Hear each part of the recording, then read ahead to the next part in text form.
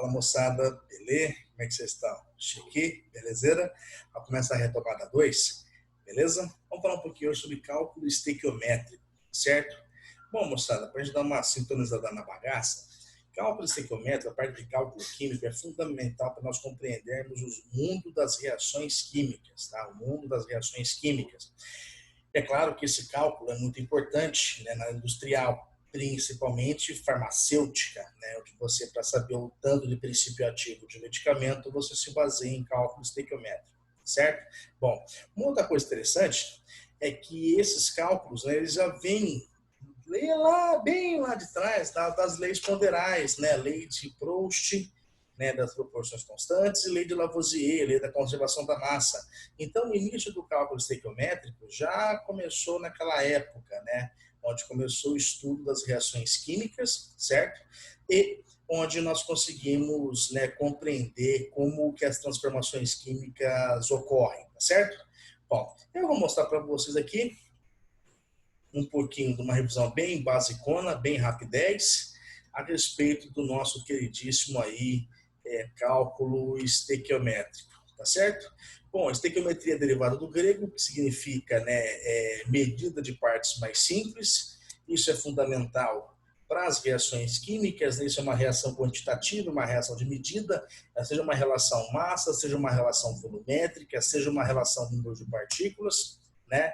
Importância disso que acabamos de falar na indústria farmacêutica e laboratórios, se baseia principalmente na lei de Lavoisier e na lei de Proust, tá certo? Passos para a estequiometria: escrever a reação química. Segundo passo, fazer o balanceamento da reação química. Terceiro passo, relacionar os coeficientes em mol, ou em massa, ou em volume, quando for gases, tá certo? E estabelecer as relações da pergunta. Moçada, se você é um cara organizado, esses tipos de exercícios de cálculo estequiométrico são cobrados todo ano no vestibular. E se você é organizado, sempre lembra da regrinha: massa embaixo de massa, mol embaixo de mol, volume, se é para gases, embaixo de volume, tá? Não mistura as coisas, porque talvez você possa confundir, tá certo? Então, o ideal é que você deixe isso mais organizado, tá bom? Maravilha. Unidade de medida para nós, massa sempre vai ser em grama, raramente aparece quilograma ou tonelada. Volume para nós sempre vai ser em litros. Quantidade de matéria é nosso mol, tá certo? É uma grandeza química de quantificação da matéria. E a quantidade de Avogadro é o nosso 6 vezes 10 elevado a 23, que corresponde a 1 mol. Lembrando que esse número de Avogadro é um número palpável, um número matemático, quantitativo.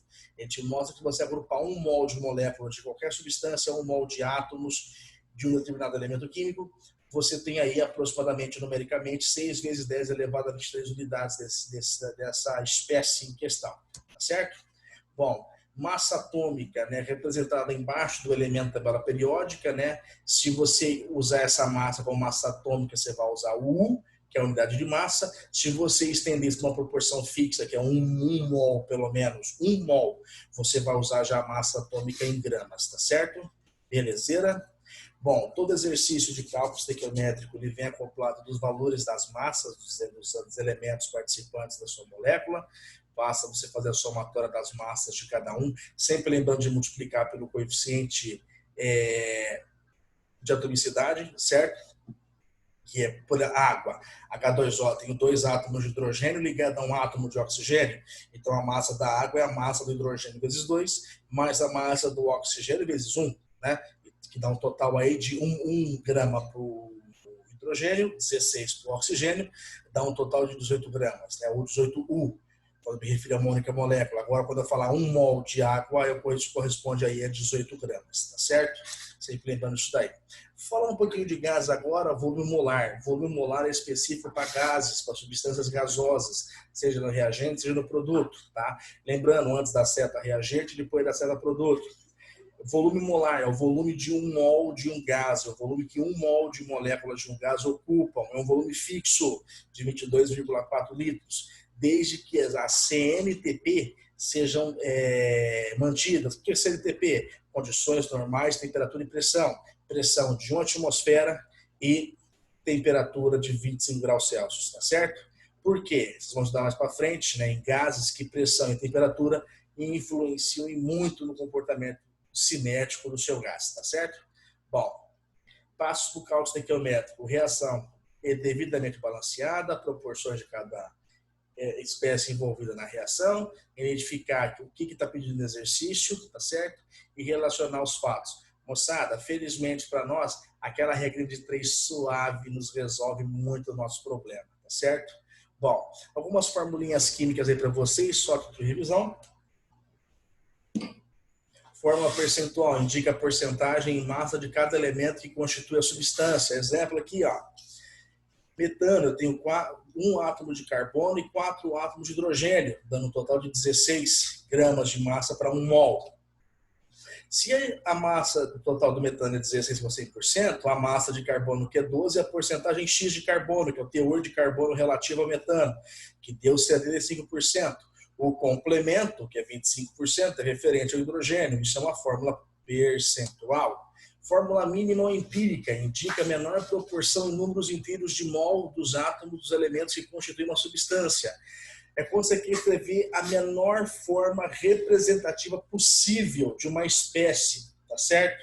Você usa a fórmula mínima ou a fórmula empírica. Geralmente você vai usar bastante isso em química orgânica, como por exemplo, quando falava de aldeídos, né, que é o C-H, que é o grupo que indica a função aldeído, você representava por CHO, né? Então é uma fórmula mínima reduzida aí de uma substância ou de um composto que tenha o grupo funcional aldeído, por exemplo, tá certo?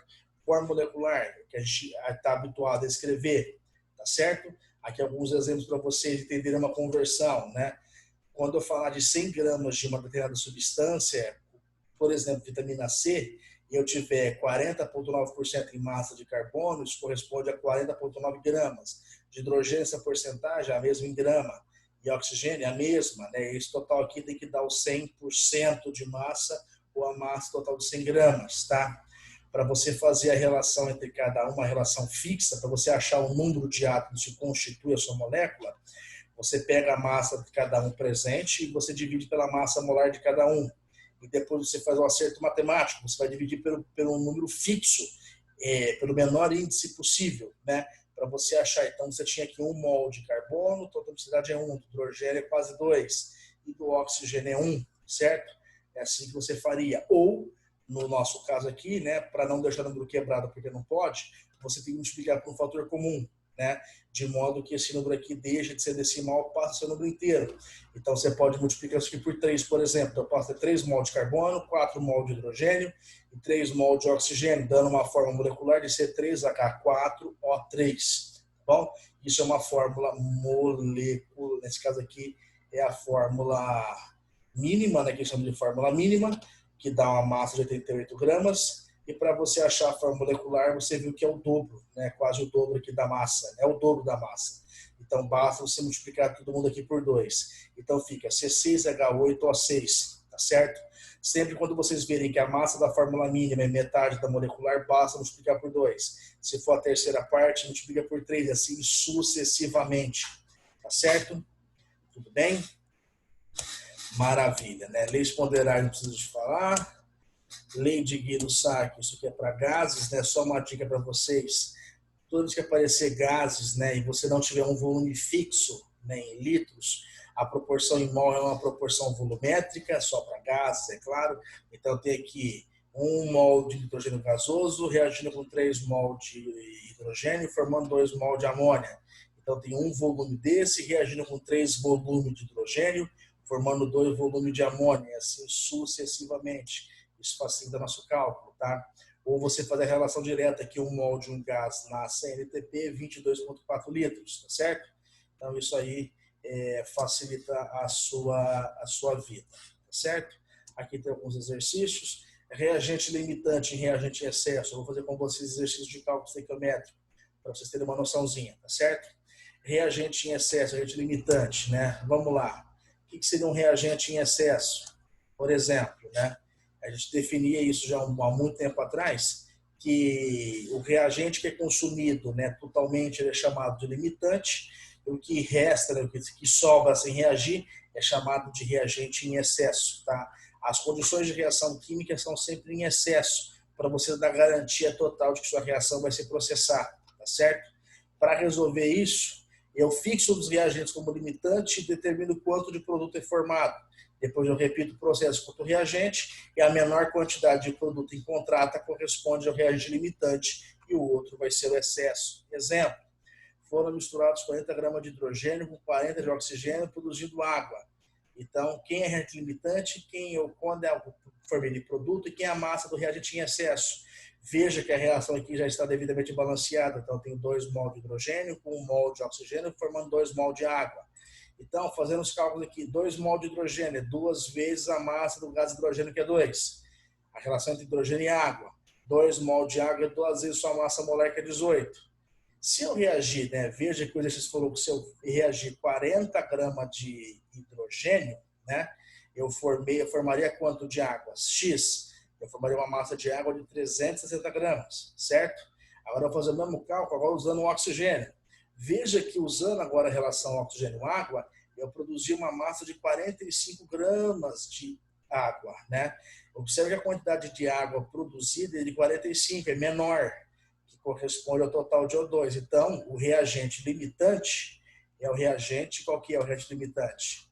O limitante, então, para nós, é o oxigênio. A massa de água formada na reação foi de aproximadamente o quê? 45 gramas, certo? E a massa de hidrogênio em excesso fora de 35 gramas, né? Porque teve uma sobra de 5 gramas de hidrogênio. Se eu tinha colocado para reagir 40 e eu tive uma sobra de 5, então efetivamente só reagiram 35 gramas de hidrogênio, tá certo? As questões de cálculo aqui, elas são bem pertinentes para vocês, mas vai de treino, tá certo? O rendimento de uma reação química, né? Nem toda reação química tem rendimento de 100%, então a massa teórica seria 100%, a massa real obtida seria o rendimento real da sua reação, e é claro, a reação química tem um rendimento muito inferior aí a 80%, tá certo? Exemplo para vocês aqui, ó, mesmo exemplo aqui para produção de água, né? Se eu reagisse a 2 gramas de hidrogênio com 16 de oxigênio, eu formaria 18 gramas de água, que seria, né, estou aqui reagindo 1 mol de cada um, que seria a nossa massa teórica, né? Seria a nossa massa teórica, né? Mas veja que o experimento eu produzi 14,4 gramas. Se eu fizer a regra de 3, né? 18 corresponde a 100%, 14,4 corresponde a X. Aí me dá um rendimento real aí de 80%, que é lógico, um rendimento inferior ao rendimento teórico, sempre vai acontecer, certo? Tudo bem? Bom, moçada, vamos falar agora, vamos pegar os exercícios, que acho que fica mais fácil para vocês, tá bom? Eu vou abrir aqui o nosso queridíssimo, magnífico Word, tá certo? Para que a gente consiga enxergar a resolução dos exercícios, tá certo?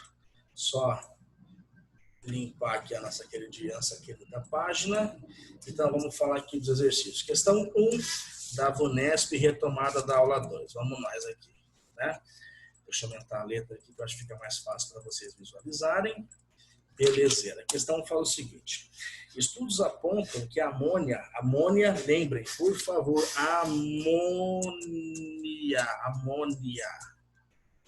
amônia é o nosso famoso e nossa queridíssima NH3, tá certo? Cuidado, ela é diferente do íon,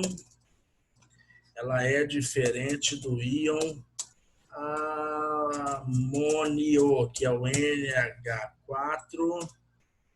Aí agora o bichinho tem uma carguinha, mais um, tá certo? Cuidado, nós temos diferença, viu? Nunca confundam isso, por favor. A gente acaba confundindo isso em questão do vestibular. O íon amônia é uma espécie carregada. O cara fala o seguinte: estudos apontam que a amônia presente na fumaça de cigarro aumenta os níveis de absorção de nicotina pelo organismo. Nos cigarros canadenses, por exemplo, os níveis de amônia são de 8,5 mg por cigarro. Bom, o número aproximado de moléculas de amônia na fumaça emitida pela queima de um cigarro canadense bom, primeiro passo, né? Massas do nitrogênio 14 gramas e do hidrogênio 1 grama, certo? Portanto, a massa do nosso queridíssimo NH3, se você já fez a continha, A massa do nosso queridíssimo NH3, então, é de 17 gramas, né? É de 17 gramas por mol, certo? É de 16 gramas por mol. Muito bem. Cuidado que às vezes aquele por mol pode ser escrito por mol menos 1, é a mesma coisa, tá certo? Cuidado com isso. Bom, então vamos nós aqui, moçada. Relação fundamental do cálculo estequiométrico. 1 mol corresponde, por sua vez, à massa molar, que corresponde ao número de Avogadro. Todo mundo lembra disso daqui do cálculo estequiométrico, a relação fundamental. Para o nosso exercício, 1 mol de amônia de NH3, 1 mol de NH3 corresponde a 17 gramas, que corresponde ao número de Avogadro, 6 vezes 10 elevado a 23. Não é isso? Só que perceba que eu não tenho 17 gramas. O nosso cigarro tem 8,5 miligramas, ou seja, 8,5. Lembra que milha é a potência de 10, não é isso? Então, meu queridíssimo cigarro tem 8,5 vezes 10 elevado a menos 3, menos 3. Isso aqui vai corresponder a uma quantidade de moléculas, né? No caso aqui ele quer saber de moléculas, né? Que eu chamo de X, certo? Só reduzir para ficar mais fácil. Beleza, quem que é X? Multiplicação em cruz, né, moçada? Seja feliz na química. O X aí, então, vai dar um valor de aproximadamente 3 vezes 10 elevado a 20 moléculas. Certo? Dando como resposta do nosso queridíssimo exercício a alternativa D de dado. Belezeira? Questãozinha bem tranquila, né? Vamos para a questão 2, então, aqui, ó. No ar poluído de uma cidade, detectou-se uma concentração de NO igual a 1 vezes 10 a menos 8 mol por litro. Supondo que uma pessoa inale 3 litros de ar, o número de moléculas de NO2 por ela inalada é dado com constante de Avogadro. Bom, eu estou falando de NO2, moçada, estou falando do NO2. NO2, moçada, é um gás. Se eu estou falando de gases, me lembra de volume molar, tá? Às vezes aparece isso para vocês. Mas vamos lá. Ele falou que a concentração...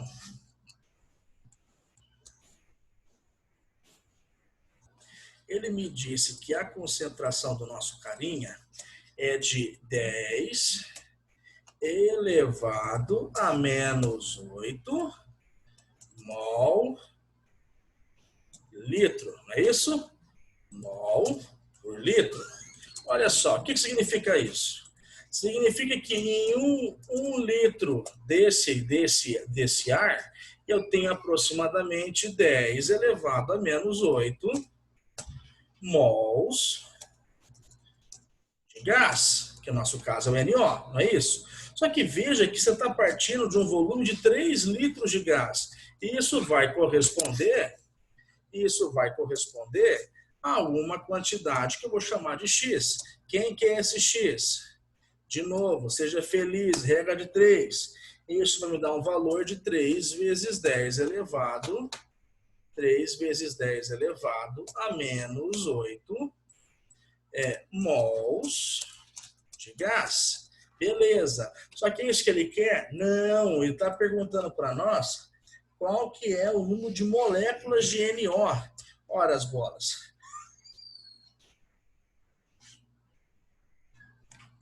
Ora as bolas. Eu sei que 1 mol desse gás corresponde a um número de partículas de 10 elevado a 23, correto? Moléculas. Não é isso? Bom, show de bola. Quantos mols efetivamente nós temos aí? Nós temos 3 vezes 10 elevado a menos 8 mol, não é isso? Beleza, show de bola. Isso vai corresponder a um número de partículas, de moléculas que eu chamei de X. Fazendo a continha, quem que é X? X vai dar 1,8 vezes 10, 1,8 vezes 10 elevado a 16 moléculas de NO2, que é o nosso excelentíssimo, gás, correto?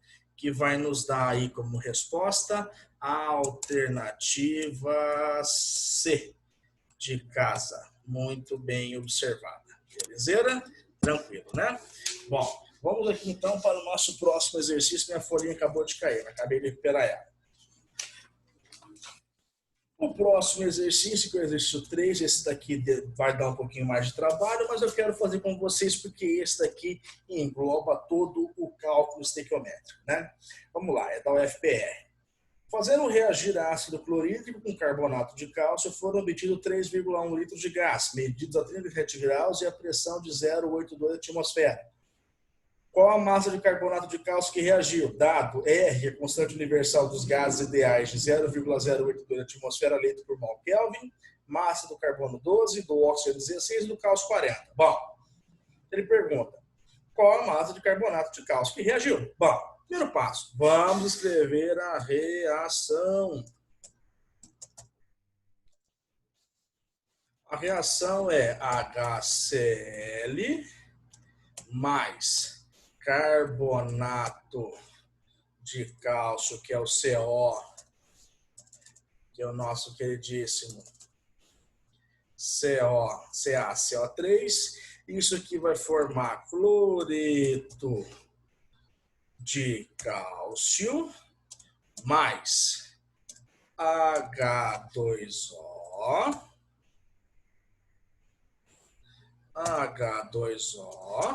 mais o nosso queridíssimo gás famosésimo, CO2. Moçada, dica, toda vez que reagir algum carbonato, aparecer carbonato para vocês numa reação como reagente, aparecer carbonato no reagente, você pode ter certeza que vai formar CO2 no produto, tá certo? Essa é a nossa reação. Segundo passo, vou balancear ela. Eu tenho aqui um hidrogênio, dois hidrogênios. Vou botar um 2 aqui na frente. Um cálcio, dois cloro, um carbonato. E o carbonato está diluído aqui, né? CO3. Então, nossa reação está devidamente balanceada. Bom, segundo passo. Como estamos vendo gás, eu sei que 1 mol de um gás na CNTP corresponde a 22,4 litros. Só que veja que eu estou falando de um volume, segundo o enunciado, né, de 3,1 litros. Isso daqui, esse volume vai corresponder a uma quantidade X de mol de gás. Quem que é esse X? Fazendo a continha para vocês ganharem tempo, o X vai ser de 0,138 mols de gás. Beleza? Só que veja, eu quero saber quanto que eu consumi de carbonato. Isso daqui é de gás, mas se refere ao CO2 formado. Tudo bem? Isso aqui é referente ao nosso querido CO2. A proporção entre o carbonato e o CO2 não é 1 para 1? Então, veja que eu tenho aqui, ó, um mol do carbonato, tá formando 1 mol de CO2. Só que, na verdade, quantos mols de CO2 você formou? Você não formou 1 mol, você formou 0,138. Você formou 0,138 mol, não foi isso?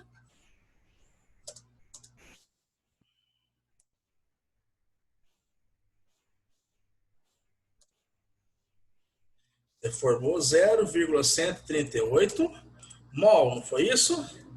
Beleza. Isso. Então, isso aqui vai corresponder, então, a uma quantidade X, né, de mols aí do nosso querido carbonato. Quem que é esse X do carbonato? Você pode ver que vai ser igual ao do nosso gás, né? Bom, agora eu vou converter esse mol para massa. Um mol do carbonato, fazendo já a continha, corresponde a 100 gramas. Só que, na verdade, eu tenho 0,138 mols do carbonato que vão me corresponder a uma massa que eu vou chamar de X. Quem que é esse X? O nosso X vale aproximadamente 13,8 gramas de carbonato, que é o CaCO3. Beleza? Uma questãozinha um pouco mais sofisticada para vocês, mas que eu acho que ela dá conta do recado, tá bom? Bom, moçada, eu me encerro por aqui, me despeço de vocês. Até a próxima retomada, que vai ser a aula 3, tá bom? Um grande abraço, estou à disposição de vocês para que vocês precisarem, belezeira? Aquele abraço, moçada. Estou com saudade de vocês, hein? Um beijão. Se cuidem. Até mais.